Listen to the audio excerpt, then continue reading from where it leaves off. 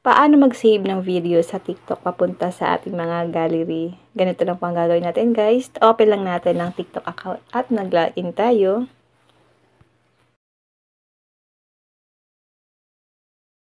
Halimbawa guys, itong video na ito, paano po ba ito i-save sa ating phone na walang TikTok watermark? So, tap lang natin ang ito guys, itong arrow.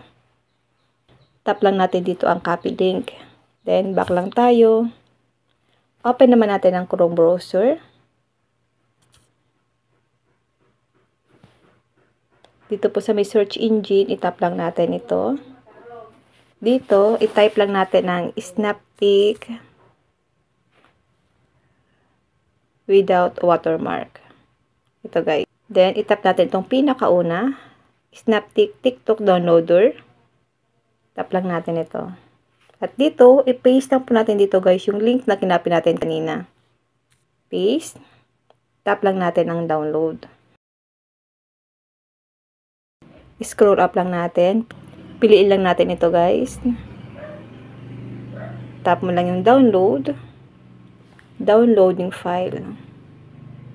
Wait lang natin siya guys na ma-download. Kapag open na po yung nakalagay, nandun na yan sa ating gallery. Tapin natin. Tap lang natin ang photos or gallery.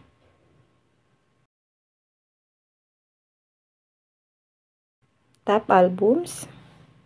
Tap natin ang videos. Ito.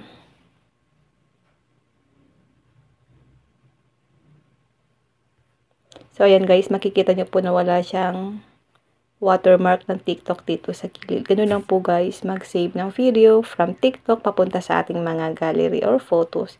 Yun lang guys, sana po may natutunan kayo sa aking video. Huwag nyo lang po kalimutan na i-follow ako at i-share ang ating video para malaman din po ng iba kung paano po mag-save ng video na walang watermark ng TikTok.